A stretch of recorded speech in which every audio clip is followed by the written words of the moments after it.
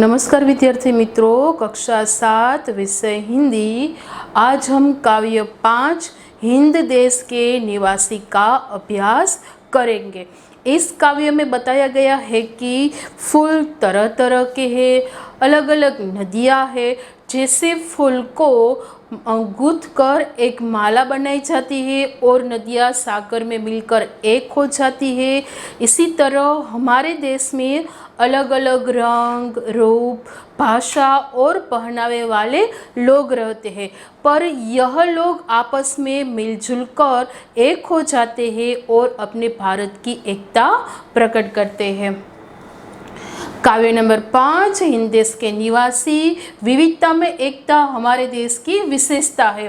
तो कौन कौन सी विविधताएं? रंग की, रूप की, भाषाएं, पहनावे। हमारे देश में कई सारे लोग हैं जिसके रंग अलग है, पहनावे भी अलग है और भाषाएं भी अलग अलग है और वे अलग अलग धर्मों में मानते हैं।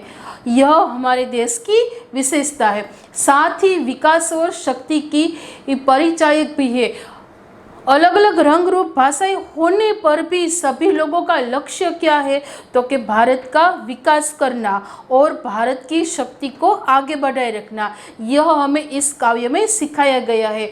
मानवीय एवं प्राकृतिक विविधताएं होने पर भी उसमें अभिन्न एक सूत्रता है। मानवीय तो भिन्नता है, पर प्राकृतिक दृष्टि भी भिन्नता है। कोई भी फूल लो तो उसके रंग भी अलग है, तो उसकी सुगंध भी अलग होती है, और इसी तरह ये अलग होने पर भी एक सूत्रता के रूप से बंधे हुए हैं। विभिन्न दृष्टांतों यानी कि उदाहरण, यह पर्याय शब्द है। दृष्टांतों यानी कि उदाहरण द्वारा इस काव्य में भारत की भव्यता एवं दिव्यता का गान किया गया है।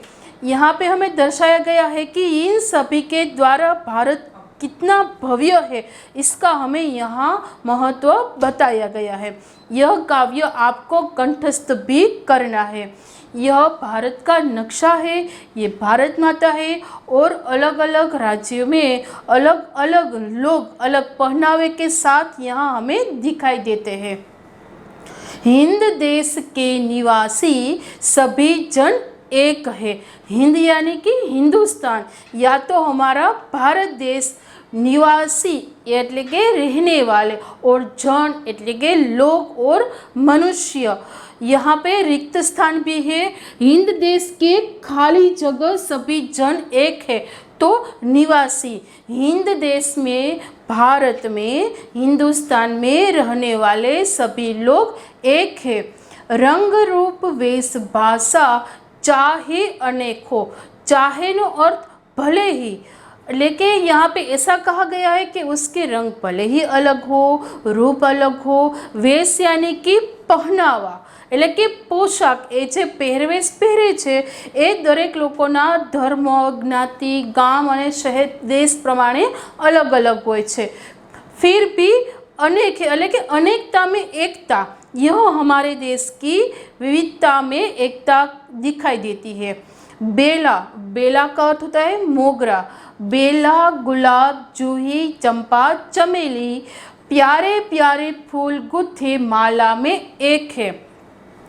फूल है वे माला में गुथा जाता है, यह भी एक विकल्प है। और बेला का अर्थ क्या होता है? मोगरा।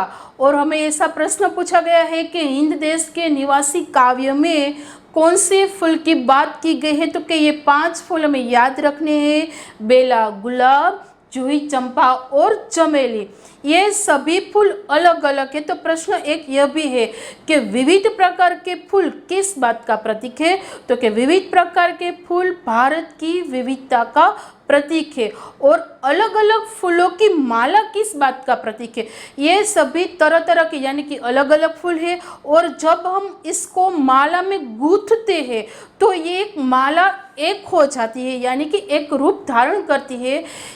तो प्रश्न ऐसा है कि अलग अलग फूलों की माला किस बात का प्रतीक है? तो कि विविधता में एकता का प्रतीक है। तो प्यारे प्यारे फूल गुथे माला में एक है। मोती को पिरोया जाता है पर फूल को गुथा जाता है।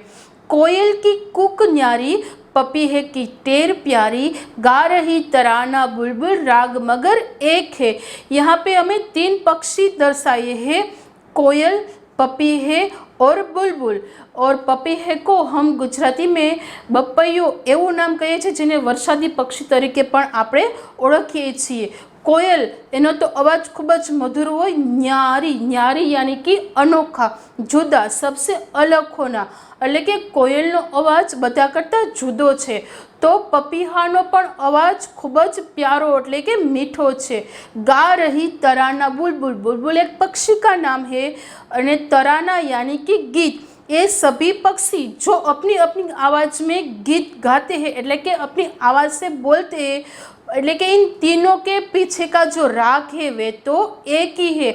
यहाँ दर्शाया गया है कि हमारे देश में भले ही भिन्न भिन्न भाषाएं बोलते हो, पर इन सभी भाषाओं बोलने वाले लोगों की पीछे का जो अर्थ होता है वो एक ही है।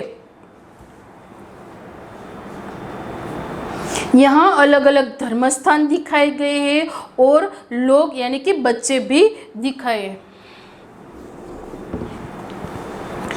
गंगा यमुना ब्रह्मपुत्र कृष्णा कावेरी, जाके मिल गए सागर में, हुए सब एक है। 5 नदियाँ, इन काव्य में कौन सी नदियों का उल्लेख किया गया है? तो ये 5 नदियाँ हैं, गंगा, यमुना, ब्रह्मपुत्र, कृष्णा और कावेरी।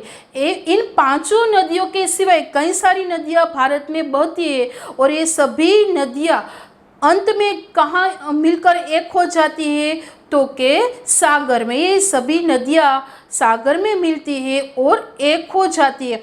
ये नदियाँ है जो पहाड़ के बीच में से निकलती है, पर उसका जो बहाव है यानी कि उसका जो मोड़ है वे तो अलग ही है। गंगा निकली तो वहाँ से यमुना निकली, ऐसा नहीं होता। सभी नदियों के उद्गम स्थान भी अलग है और उसके बहाव यानी कि उसका मोड़ जो है वे भी अलग है, पर ये सभी नदियाँ सागर में मिलकर अपनी एकता प्रकट करती है। धर्म है अनेक जिनका सार वही है, पंथ है निराले सबकी मंजिल तो एक है। हमारे देश में कई सारे धर्म हैं और इन सभी धर्मों के पीछे का सार यानी कि तत्व, એટલે કે वे क्या कहना चाहते। कोई भी भाषा हो, कोई भी धर्म लो, पर उसके पीछे का अर्थ यानी कि तत्व तो एक ही है। किसी भी धर्म में हिंसा की छूट नहीं दी गई, वे सभी के पीछे का सार तत्व एक ही है। पंथ है निराले, निराले એટલે કે अनोखा यानी कि अलग अलग, पंथ यानी कि रास्ता, मार्ग, ऐसा, पर सबकी मंजिल तो एक है। यहाँ पे ऐसा कहा गया है कि कोई भी धर्म के लोग हो, कोई भी भाषा बोलते हो और कोई भी पहरवेश पहनते हो, पर उसके पीछे का अर्थ तो एक ही है कि हमारे देश की प्रगति हो और सभी मानवता की रक्षा हो। यही हमारे इस कविता में दर्शाया गया है। यहाँ पे हमें शब्दार्थ दिखाई देते हैं, वे हमारे नोट में लिखना है। कुक यानी कि कोयल की आवाज़, पपीहा एक पक्षी का नाम, टेर पपी है की पुकार, तराना यानी कि गीत, पंथ रास्ता, निराला यानी कि अनूठा, और मंजिल का अर्थ होता है ध्येय। अब हम स्वाध्याय का अभ्यास करेंगे, ये आपको अपनी नोट में भी लिखना है। प्रश्न नंबर 1, प्रश्न के उत्तर दीजिए। हमारे देश की क्या विशेषताएं है? उत्तर है हमारे देश में अलग अलग रंग, रूप, पहनावे और अलग अलग धर्मों में मानते हुए लोग रहते हैं। इस तरह विविधता में एकता ही हमारे देश की विशेषता है। सभी नदियाँ कब एक हो जाती है? तो उत्तर है सभी नदियों, हमारे देश में कई सारी नदियाँ हैं, या तो हमारे देश में अनेक नदियाँ हैं, और सभी नदियों के उद्गम स्थान भी अलग अलग है, उसके बहाव भी अलग है, फिर भी वे सागर में मिलकर एक हो जाती है। सभी धर्मों का सार क्या है? सभी धर्मों का सार एक ही है। कौन सा? मनुष्य को बुराइयों से दूर रखना और उसको उन्नत बनाना है। मनुष्य को बुराई से दूर रखना और उसको उन्नत बनाना। प्रश्न नंबर 2 है अर्थपूर्ण वाक्य।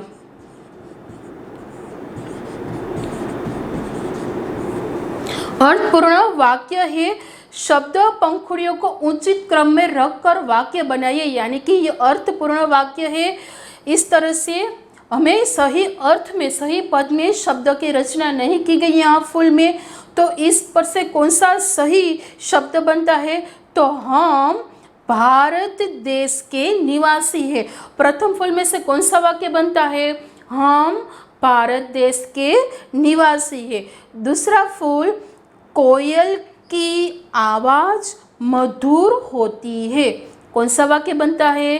कोयल की आवाज मधुर होती है। तीसरा फूल, फूलों की तरह हंसते रहना चाहिए। फूलों की तरह हंसते रहना चाहिए। प्रश्न नंबर 2 का ब पाठ, गोल में से शब्द चुनकर अर्थपूर्ण वाक्य बनाए। यह भी अर्थपूर्ण वाक्य बनाना है। इसकी सूचना भी हमें यहाँ यही लागू होती है, अर्थपूर्ण वाक्य बनाइए। यहाँ पे हमें 3 नाम दिए गए हैं, रिनल, सोहन और मेघा और हरेश, 4 नाम है। इन चारों को हमें इन क्रियाओं में जोड़कर वाक्य लिखना है। एक तो उदाहरण के रूप में दिया गया है, सोहन पढ़ रहा है, तो हम चारों नामों को इस तरह से लिख सकते हैं कि रिनल पढ़ रही है, हरेश पढ़ रहा है और मेघा पढ़ रही है। तो पढ़ना हो गया, तो अब खेलना लेंगे। तो रिनल खेल रही है, सोहन खेल रहा है, मेघा खेल रही है और हरेश खेल रहा है। इस तरह से चारों बच्चों के नाम लिखकर हमें उसके खेलना और पढ़ने की क्रिया के जोड़ने के साथ वाक्य बनाना है। यहाँ पे हमें काव्य की 2 पंक्तियाँ दी गई है, उस पर से हमें इसका भावार्थ लिखना है। काव्य पंक्ति इस तरह है, हिंद देश के निवासी सभी जन एक है, रंग रूप वेश भाषा चाहे अनेक है। यानी कि हिंदुस्तान में या भारत में रहने वाले सभी लोग एक ही है। उसके रंग, रूप और पहनावे या भाषा भले ही अनेक हो, पर वे सब एक ही है और हम सब की मातृभूमि भारत ही है। इस तरह का भावार्थ पैराग्राफ के रूप में और हिंदी में हमें यहाँ लिखना। प्रश्न नंबर 4, औरत और लड़की के स्थान पर क्रमशः आदमी और लड़का रखकर परिचय फिर से लिखिए। यहाँ पे एक पैराग्राफ दिया गया है। यहाँ औरत की जगह हमें किसका उपयोग करना है? आदमी का। और लड़के की जगह हमें यहाँ पे लड़का शब्द का उपयोग करना है। और इन शब्द का उपयोग करें तो वाक्य रचना भी फेरफार होंगी। जिस तरह से यहाँ लिखा गया है कि एक मोटी औरत जा रही थी, तो औरत की जगह हमें किसका उपयोग करना है? आदमी का।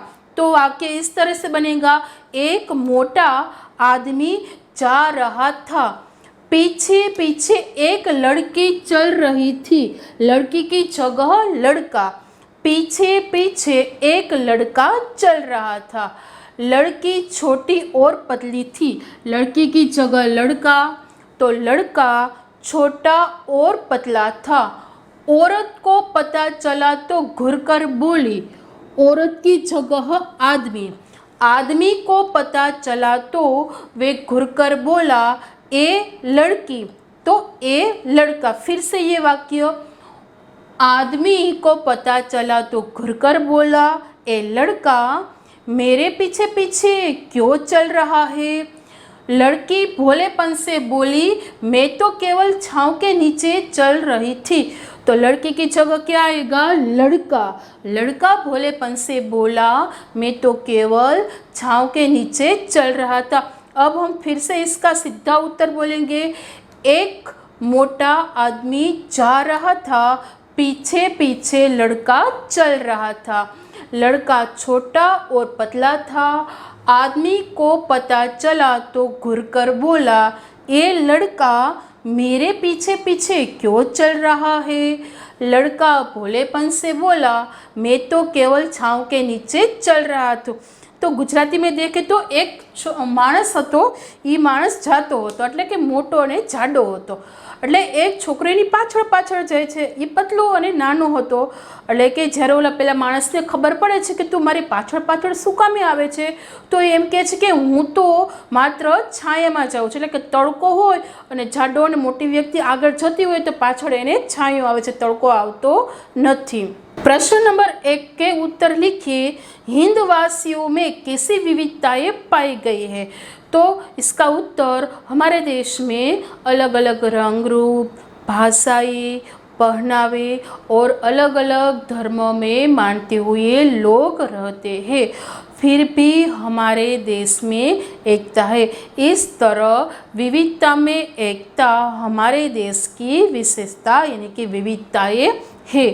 माला में कौन कौन से फूल एक रूप हो जाते हैं? कौन से फूल आए थे? 5 आए थे।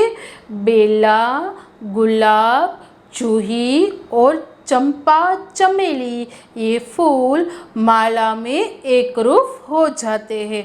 इस कविता में किन नदियों का उल्लेख किया गया था? तो इस कविता में गंगा, यमुना, ब्रह्मपुत्र, कृष्णा और कावेरी, इन 5 नदियों का उल्लेख किया गया है। काव्य में जो नदियों का नाम आया है इसका ही नाम हमें उत्तर में लिखना है, दूसरी और नदियों का नहीं। नदियों से हमें क्या संदेश मिलता है? हमारे देश में कई सारी नदियां हैं, इन सभी नदियों के उद्गम स्थान भी अलग अलग है, वे अलग अलग मार्गों से बहती है, अंत में वे सागर में मिल जाती है। इन नदियों से हमें संदेश मिलता है कि जिस तरह नदियाँ अलग अलग होने पर भी एक हो जाती है, ठीक उसी तरह हम भारतवासी अलग अलग होने पर भी एक होकर रहे। प्रश्न नंबर 2, कोष्टक में जो शब्द समानार्थी नहीं है उन पर घेरा यानी कि गोला એટલે કે गोल कीजिए और समानार्थी शब्दों का वाक्य में प्रयोग कीजिए। यहाँ पे हमें 4 कोष्टक दिखाई देते हैं और जो समानार्थी शब्द नहीं है उस पर हमें घेरा बनाना है यानी कि गोला बनाना है। तो यहाँ पे पैर, इन 4 शब्द में से पंथ यानी कि रस्तो, मार्ग, और राह और रास्ता, ये सभी समानार्थी शब्द है। और घेरा बनाने के बाद हमें क्या करना है कि तो ये 3 जो शब्द है उस पर हमें वाक्य बनाना है। तो पंथ, सब अपने अपने पंथ पर चलते हैं, और राह, सबकी राह अलग अलग है। अब रास्ता पर से, यह रास्ता गांव की ओर जा रहा है। कुसुम, फूल, पुष्प और कांटा, इनमें से कांटा जो है ये समानार्थी शब्द नहीं है। कुसुम, पुष्प और फूल ये तीनों समानार्थी है और इन पर से वाक्य, कुसुम, यह गुलाब का कुसुम है, मैंने पुष्प की माला बनाई, यह बहुत ही सुंदर फूल है। आम, अनूठा, अनोखा और निराला, इनमें से अलग पड़ता शब्द जो समानार्थी नहीं है वे है आम, आम यानी कि केरी। तो अनूठा पर से वाक्य, उसका अंदाज अनूठा है, और अनोखा, उसने अनोखा कार्य पसंद किया। निराला, तो के उसकी रुचि सदैव ही निराली होती है या उसका अंदाज निराला होता है। और चौथा कोष्टक, जन, मनुष्य, स्त्री और मानव, इनमें से स्त्री शब्द समानार्थी नहीं है। तो जन पर से हिंद देश के निवासी सभी जन एक है। मनुष्य पर से वाक्य, सभी मनुष्य अपने अपने घर जा रहे हैं। पछी मानवता को मानव जैसे कार्य करने चाहिए। कोई भी वाक्य इन समानार्थी शब्द पर से आप लिख सकते हैं। भाषा सज्जता, यहाँ पे हमें संज्ञा, जो इसका अभ्यास हमने पाठ्य बुक में किया है, तो इनमें से कहा गया है कि व्यक्तिवाचक संज्ञा कौन सी है और सर्वनाम कौन से है यह हमें चुनकर लिखना है। सर्वनाम कौन से है इसका अभ्यास हमने कक्षा 5 और 6 में किया था। सर्वनाम के प्रकार कितने हैं? तो सर्वनाम के प्रकार 6 है। पुरुषवाचक सर्वनाम, निश्चयवाचक, अनिश्चयवाचक, संबंधवाचक, प्रश्नवाचक और निजवाचक, ये सभी सर्वनाम है। और इन सर्वनाम की अभ्यास हम आगे करेंगे। पर हमें सर्वनाम किस तरह से चुनना है? तो कोई भी व्यक्ति हो, जैसे सोहन लिख रहा है तो सोहन की जगह ये वह लिख रहा है वे, मैं, तुम, यह, इन्होंने, उन्होंने, ये सभी जो शब्द है उसे हमें सर्वनाम कहते हैं। तो यहाँ पे हम सबसे पहले समझेंगे कि व्यक्ति कौन सा है और सर्वनाम कौन सा है। प्रियंका ने कहा, मीना आज तो चुपचाप क्यों बैठी है? तो प्रियंका ने कहा, तो मीना है। मीना के नाम की जगह इसने किसका उपयोग किया है? तू। तो ये तू क्या है? सर्वनाम है। चुपचाप क्यों बैठी है એટલે કે ચૂપ સુકામે બેઠી છે। મંદિર નહીં જાना, મંદિર નહીં આना એટલે કે તારે મંદિર આવવું નથી। मीना ने कहा, नहीं मेरा मन नहीं है। तो यहाँ मेरा भी आया। मीना ये नहीं कीधुं कि ना मीनाનું मन નથી, પણ શું કીધું? मीना ने कहा नहीं मेरा मन नहीं है, ना मारू मन નથી। प्रियंका ने कहा, अरे हाँ आजकल तुम बहुत खेल रही हो ने। यहाँ पे तुम शब्द का उपयोग किया गया है। तुम, तू, मेरा और तुम, ये तीनों शब्द किसके बारे में है? तो कि मीना के बारे में। ये इसलिए समझना है कि आगे हमें लिखना है कि मीना के नाम के लिए कौन से सर्वनाम का उपयोग किया गया है। એટલે પ્રિયંકા કહે છે કે અરે હા આજકાલ તું ખૂબ જ રમી રહી છે ને। मीना ने कहा, मैं क्रिकेटर बनना चाहती हूँ पर मुझे खेलना रास नहीं आया। એટલે કે મીના અહીંયા क्या છે? અહીંયા મીનાની જગ્યાએ किसका उपयोग किया? मैं। એટલે કે હું ક્રિકેટર બનવા ઈચ્છું છું પણ તે મને વધારે ફાવ્યું नहीं।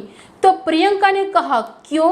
तो मीना ने कहा, कल मैं मोहल्ले में खेल रही थी तब गेंद ने सीमा मौसी के, એટલે માસીનું નામ છે सीमा मासी, के घर के बाहर की खिड़की का कांच तोड़ दिया। उन्होंने माँ से शिकायत की। उन्होंने, उन्हों यानी कि किसने? तो के सीमा मौसी ने। सीमा मौसी की खिड़की थी उसका कांच तोड़ दिया, इसलिए उन्होंने जाकर माँ से शिकायत की, એટલે કે એને फरियाद करी। प्रियंका ने कहा, ओहो अब समझी तेरी उदासी का क्या राज है। खिड़की का कांच तोड़ दिया तो माँ तो नाराज होगी और उसे डांटेगी भी। इसलिए प्रियंका कहती है कि अरे હવે મને ખબર પડી કે તારી ઉદાસીનું કારણ એટલે કે રાજ શું છે। खेलते समय दूसरों का भी ख्याल रखना चाहिए। मैं खेलना चाहिए खेल दिल से, पर दूसरों का भी अच्छी तरह से ख्याल रखना चाहिए। मीना ने कहा, आपकी बात बिल्कुल सच्ची है, अब मैं ध्यान रखूंगी। यहाँ पे आप किसके लिए आया है? तो कि प्रियंका के लिए। प्रियंका के लिए सिर्फ आप ही सर्वनाम आया है, बाकी तो मीना के लिए है और सीमा मौसी के लिए तो उन्होंने। अब आप बताइए, એટલે કે હવે તમારે કહેવાનું છે उपयुक्त सर्वनाम में से व्यक्तिवाचक संज्ञाएं छांट कर लिखिए। कौन कौन से नाम आए थे? तो के सीमा, मीना और प्रियंका, ये तीनों। तो तीनों के नाम हमें यहाँ पे लिखना है। मीना, प्रियंका और सीमा, ये तीनों के नाम क्या है? व्यक्तिवाचक संज्ञा। इन व्यक्तिवाचक संज्ञा शब्दों के लिए जिन जिन शब्द का प्रयोग किया गया है उनकी सूची बनाइए। हमने अभी रेखांकित की थी, तो इन रेखांकित में मीना के लिए, प्रियंका के लिए और सीमा के लिए कौन से शब्द का उपयोग किया है यह लिखना है। प्रियंका के लिए तो उन्होंने,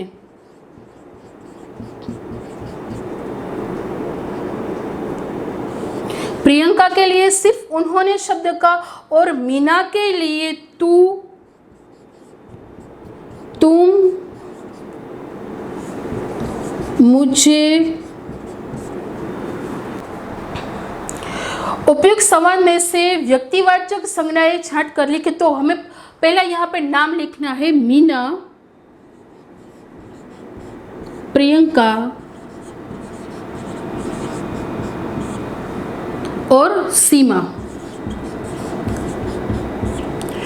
तो सबसे पहले प्रियंका के लिए, तो यहाँ प्रियंका है कि उसके लिए किस शब्द का उपयोग किया गया था, यहाँ पे उन्होंने।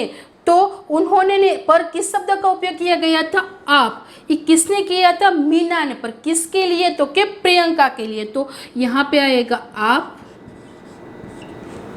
और मीना के लिए, मीना के लिए तो कितने सारे, तू, तुम, मेरा, मैं, तू, तुम, मेरा, मैं। ये सारे शब्द किसके लिए थे, तो के मीना के लिए। और उसने मुझे यहाँ पे उपयोग किया है, એટલે मुझे। और सीमा मौसी के लिए एक ही शब्द था, उन्होंने। सीमा मौसी के लिए उन्होंने।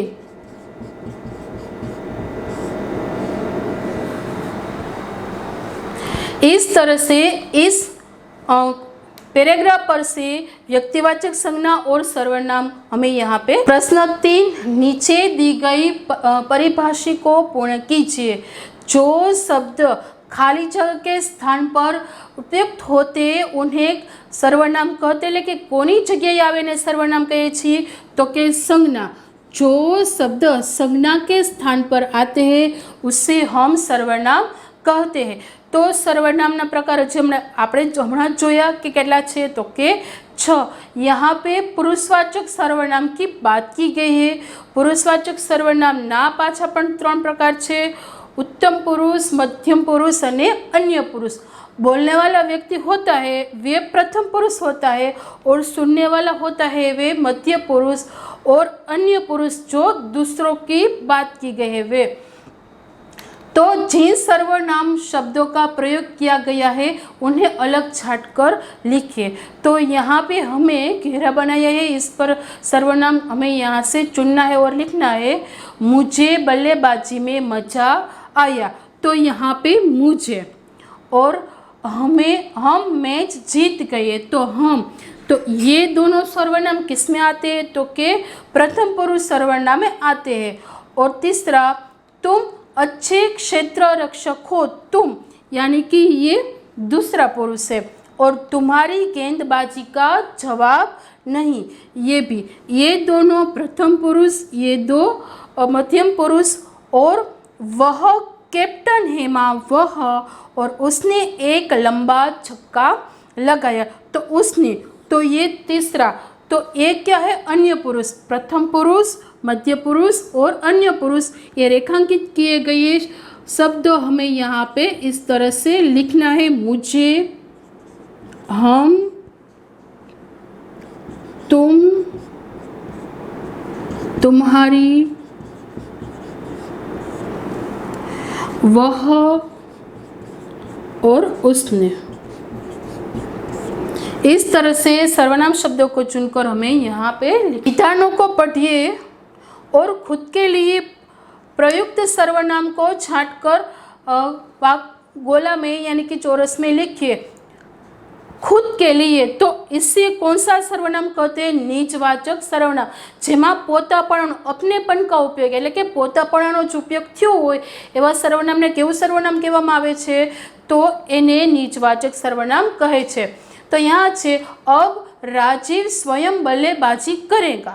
स्वयं तो एक खुदनी जग्याए उपयोग थे छे पोते, એટલે કે હવે રાજીવ પોતે જ બલ્લેબાજી કરશે।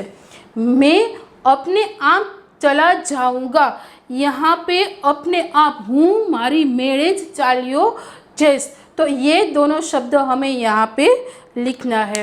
यहाँ सर्वनाम की बात की गई है, सिर्फ हमें यहाँ पुरुषवाचक और निजवाचक दोनों ही सर्वनाम का दर्शाया गया, पर हम आगे के लेक्चर में हमारी नोट में सर्वनाम का अभ्यास करेंगे। पर यहाँ है तो हम समझ लेते हैं। पुरुषवाचक सर्वनाम जब बातचीत करते हैं तो कभी अपने बारे में, कभी श्रोता के बारे में, तो कभी तीसरे व्यक्ति के बारे में बताते हैं। तो सबसे पहले कभी अपने बारे में यानी कि हूँ पोते, तो हूँ पोते केवो थयो, तो हूँ पोते प्रथम पुरुष। और कभी श्रोता यानी कि सांभळवावाळी व्यक्ति, तो एना बार विषे आपणे कांई पण कहीए छीए तो ए व्यक्ति केवी थई तो के मध्यम पुरुष थशे। और तीसरी व्यक्ति जो त्रीजी छे એટલે કે अन्य व्यक्ति छे एना विषे आपणे कांई पण कहीए छीए तो एने कहेवाय छे अन्य पुरुष सर्वनाम। अतः बातचीत करते समय इन 3 प्रकार के शब्दों का प्रयोग करते हैं। એટલે કે વાતચીત करती वखते आ આપણે 3 प्रकारना सर्वनामનો उपयोग करीए छीए। उत्तम पुरुष, मध्यम पुरुष और अन्य पुरुष। उत्तम पुरुष में मैं और हम, तो मुझे और हमें आदि शब्द का उपयोग किया जाता है। એટલે કે एक वचन અને बहुवचन में बताव्યું છે। मैं એટલે હું એકલે અને मुझे तो અમે બે એટલે બે વ્યક્તિ માટે मुझे। तो मध्यम पुरुष में तू, तुम और आप ये एक वचन के रूप है और तुझे, तुम्हें ये बहुवचन के रूप है। अन्य पुरुष में वह और वे एक वचन के रूप में और उससे और उन्हें ये है बहुवचन के रूप में। ये तीनों पुरुष से एक वचन और बहुवचन के रूप में इसके उदाहरण दिए हैं। और यानी कि जब हम पोता विषे बात करिए छे तो मैं અને બીજી વ્યક્તિ હોય અને એ બે હોય તો એટલે કે આપણે અને બીજી બે વ્યક્તિ બે હોય તો मुझे शब्द का।